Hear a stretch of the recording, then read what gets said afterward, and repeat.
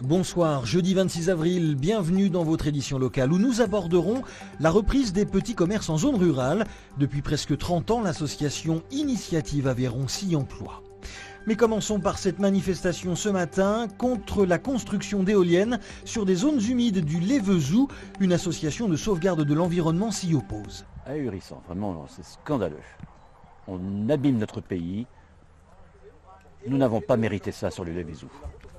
La raison de cette colère, ce sont les 8 éoliennes de 175 mètres de haut qui vont bientôt se dresser là, au parc d'Arc-Ségur et sur la tourbière de Galan, en plein Lévezou. Leur socle est en cours de construction.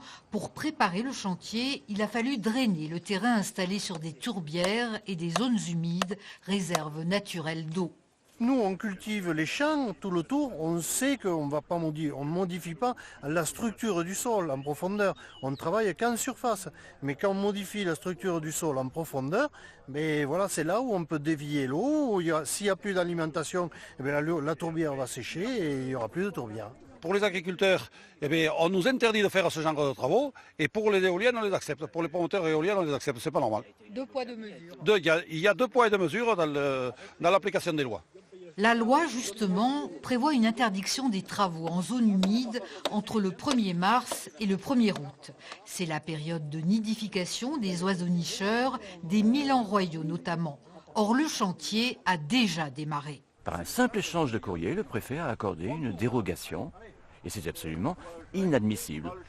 En plus, cette dérogation n'a pas été publiée, comme elle aurait dû l'être, par la voie normale d'un arrêté préfectoral publié au recueil des actes administratifs de la préfecture de l'Aveyron. Nous sommes scandalisés. Scandalisé, le collectif Agir pour le Lévezou dénonce le saccage des zones humides et réclame un contrôle strict des travaux pour que ce beau territoire puisse conserver son nom, la terre des eaux vives. Résultat financier record pour Bosch en 2017. Le groupe allemand vient d'annoncer une hausse de presque 8%